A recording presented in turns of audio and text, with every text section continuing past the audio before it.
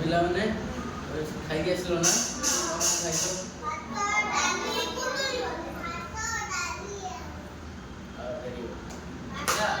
ପିଲାମାନେ ଶୁଣ, ପିଲାମାନେ ଆଜି ଆମେ ଗୋଟେ ଗେମ୍ ଖେଳିବା ହେଲା। ସେ ଗେମ୍ର ନାଁ ହେଲା ଲକ୍ଷ୍ୟ ଭେଦ ଗେମ୍। ମାନେ କେବେ ଖେଳିଛ ଆଗରୁ? ମାନେ କପଡ଼ା ଗୋଟେ ବକ୍ସ ଥିବ, ତମକୁ ଗୋଟେ ଦିଆହବ, ତମେ କେବେ ଖେଳିଛ ନା ଯାତ୍ରାରେ? ଯୋଉ ଗୋଟେ ମାନେ ଗୋଟେ ମାର୍ବଲ ଉପରେ ପଇସା ନହେଲେ ପଇସା ନୋଟ ନହେଲେ ସାବୁନ ନହେଲେ ବିସ୍କୁଟ ପକାଇଲେ ତମକୁ ଗୋଟେ ରିଙ୍ଗଟେ ଦେବେ। ସେ ରିଙ୍ଗଟା ଫୋପାଡ଼ିବା ପାଇଁ ଫୋପାଡ଼ି ଯିଏ ଜିତିବ ସିଏ ସେଇଟା ନେବ। ଖେଳିଛ ନା? ଆଗରୁ କେବେ ଦେଖିଛ? ଆଉ ସେଇଟା ଆଜି ଖେଳିବା ଆଉ ଦେଖିବା, ଏନ୍ଜୟ କରିବା ହେଲା। ଚାଲ ସବୁ। ଆଚ୍ଛା ପିଲାମାନେ ଶୁଣ, ଗେମ୍ରୁ ସେଠି ଦୁଇଟା ବକ୍ସ ଅଛି, ଦେଖିଛ ନା ନାଇଁ ଯେ? ଅଛି ନା? ଆଚ୍ଛା ଶୁଣ, ମୁଁ କିଛି ଗୋଲି ଜିନିଷ ଦେବି ହେଲା। ଗୋଲି ଜିନିଷ ଦେବି, ସେ ଗୋଲି ଏଇ ଗାର ପାଖରେ ହେଲା। ପିଲାମାନେ ଦେଖ, ଏଇ ଗାର ପାଖରେ ଠିଆ ହବ ହେଲା। ଏ ଗାରକୁ ଚକୁଡ଼ି ଠିଆ ହବ ଏମିତି। ମୁଁ ଯାଉ କହିବି, ସେ ସେମିତି ପକେଇବ ହେଲା।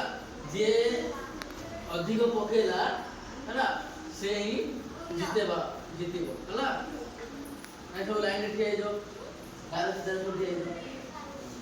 ଏମିତି ପକେଇବ ହେଲା।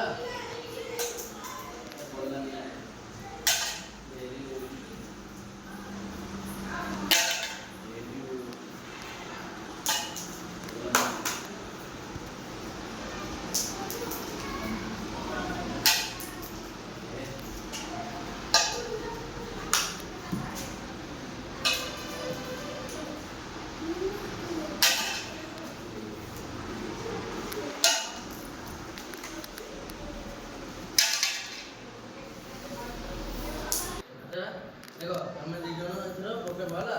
ମୁଁ 10ଟା ଦେଲି, ତମେ 10ଟା ଦେଲି, ମାନେ ଲକ୍ଷ୍ୟ ଭେଦ କରି ପକେଇବା ହେଲା। ଯାହାର ଅଧିକ ଜିତିବ ସେ ହିଁ ଉଇନର ହବ ହେଲା। 1 2 3 start go. Very good, very good. ସିଧା ଠିଆ ହବ।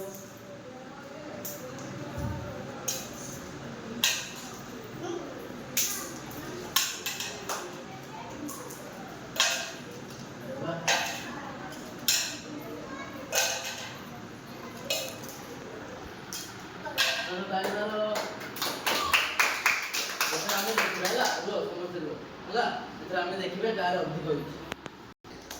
ଆଚ୍ଛା ପିଲାମାନେ ଏଥର ଗଣିବା ହେଲା, କାହାର କେତେଟା? 1 2 3 4। ତମର 4ଟା। 1 2 3 4 5। ଆରେ ବା, ସାଙ୍ଗ ଭାଇ କାଳି।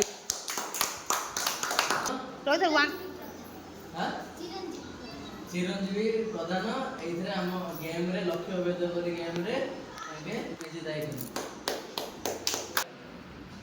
ଗାର ଚପଡ଼ୁନି, ଗାର ବାହାରୁନି।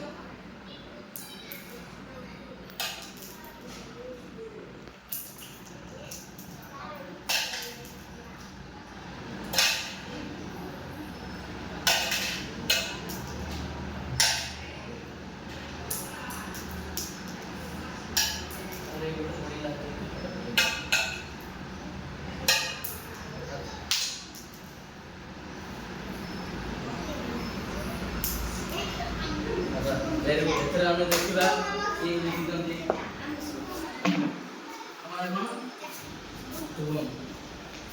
ଶୁଭମ ଏଇ ଲକ୍ଷ୍ୟ ଭେଦ ଖେଳରେ ଜିତି ଯାଇଛନ୍ତି। ଆମର ଶିବ ଏଇ ଖେଳରେ ହାରି ଯାଇଛନ୍ତି। 1 2 3 ଷ୍ଟାର୍ଟ ଗୋ।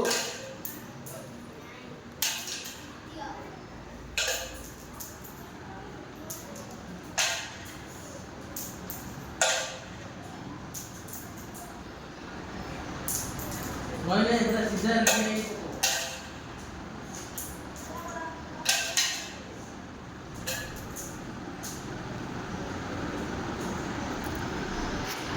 ଦେଖିବା ଗେମ୍ରେ 1 2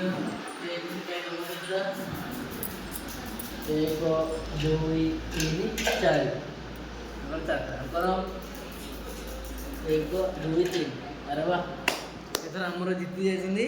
ତମ ନାଁ କ'ଣ? ସଞ୍ଜୀବୀ ପ୍ରଧାନ ଏଥର ୱିନର ହେଇଛନ୍ତି।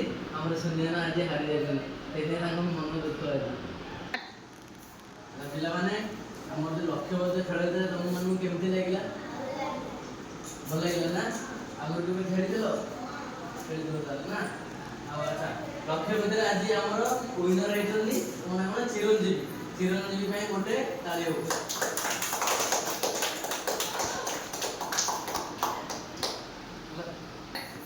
ଆମର ଚିରଞ୍ଜୀବୀ ଯୋଉ ଲକ୍ଷ୍ୟଭେଦ ଗେମରେ ତାଙ୍କେ ବିଜେତା ହେଇଛନ୍ତି, ତାଙ୍କୁ ଗୋଟେ ଛୋଟିଆ ପୁରସ୍କାର ଦିଆହବ ହେଲା, ଚକୋଲେଟ୍।